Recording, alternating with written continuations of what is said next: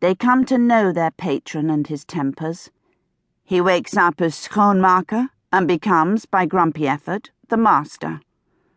Mornings are full of muttered curses and swallowed blessings.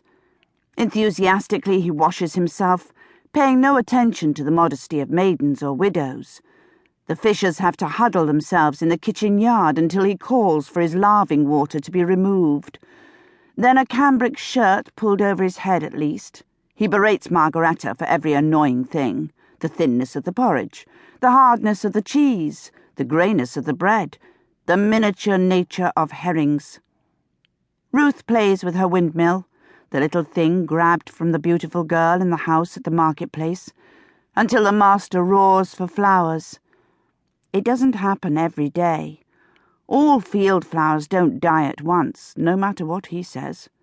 But it happens often enough.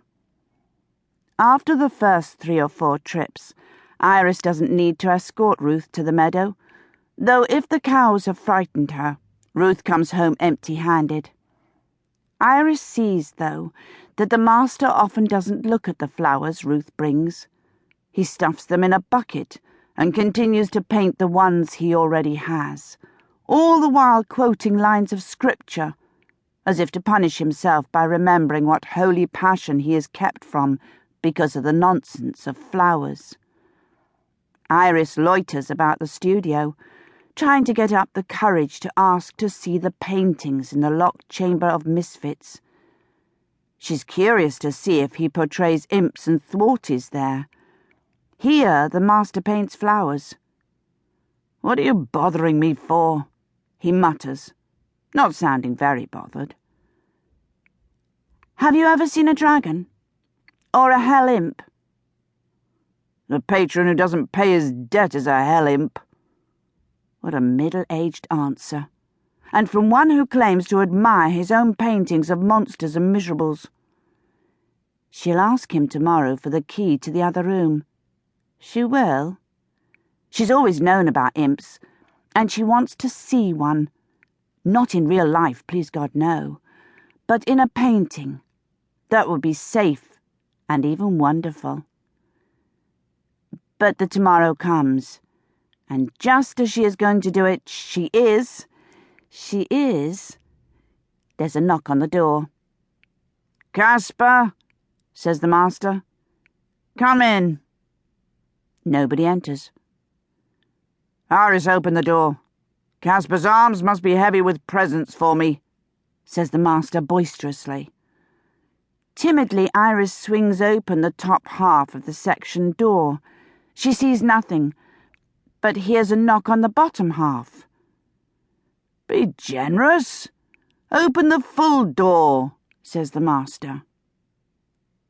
She does.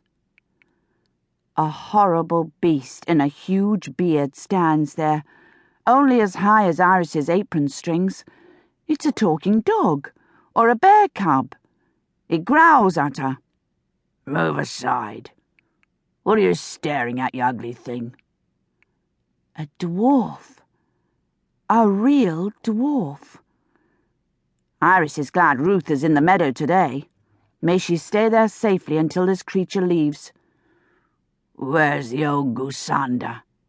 growls the creature, pushing in. The master seems unimpressed. "Who sent you here?" he said. "For a half loaf of bread I'll remove my smalls and show you how the barber tickled my gangrenous limbs with his knives," says the dwarf, who it appears is this short because he has no legs. He rocks forward, using his arms to swing himself. Then he rests on 2 little stubs at the base of his pelvis. They're fitted over with leathery patches laced up by thongs that tie over his shoulders.